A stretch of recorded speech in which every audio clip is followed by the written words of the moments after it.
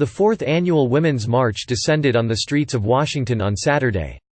But unlike the first demonstration that brought hundreds of thousands to the Capitol the day after President Trump's inauguration, the march drew just a fraction of the original turnout as the movement has struggled with changes in leadership and questions about inclusivity. The demonstration in Washington was the main march, but sister marches were also held in more than 200 cities around the world, including Los Angeles, Chicago and Brussels.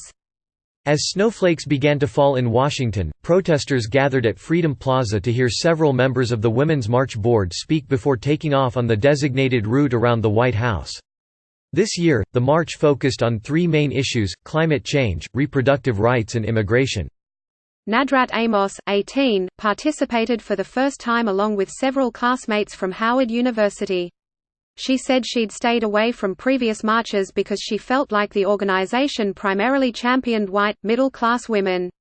But going into this year's election, she said, it became increasingly important to her to show up on behalf of all people of color and black women, specifically. The Women's March has had a history of marginalizing certain people. They want their version of smashing patriarchy to look a certain way, she said. I'm black, I'm proud. This is my march as much as it is any other person's march. Amos' criticisms come at a time of transition for the organization. After claims of anti-Semitism pushed three founding members of the Women's March to step down from their roles last year, a bigger and more diverse board took their place. This year's anti-Trump demonstration drew a significantly smaller crowd than in 2017 when crowds overwhelmed parts of downtown Washington and high-profile activists like Madonna and Gloria Steinem addressed the marchers. The permit filed with the National Park Service for this year's march, by comparison, allowed for up to 10,000 people. Protesters like Becky Halb, who used to work at the U.S. Fish and Wildlife Service, said she didn't feel fazed by the lower turnout. The energy is still there. We can't give up, this is important to show that we do care, she said. Unlike in previous years, Saturday's march in Washington did not feature a stage for performances and speeches from celebrities.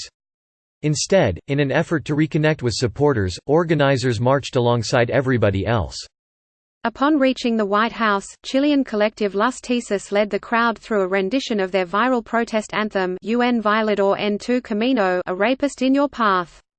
A different group of protesters also stopped in front of the White House to chant the words of Article 2, Section 4 of the Constitution in reference to President Trump's impeachment. Quoting the Constitution, they chanted, "The President, Vice President and all civil officers of the United States, shall be removed from office on impeachment for, and conviction of, treason, bribery, or other high crimes and misdemeanors." For Conor Zora, who carried a sign with the colors of the transgender flag in Washington, Saturday's march represented an important moment in the fight against the people they described as most targeted by the Trump administration. "I'm here in support of women protesting against Trump's actions, against his divisive rhetoric, against his attacks on women and trans people," Zora said. "Trans women are especially under attack.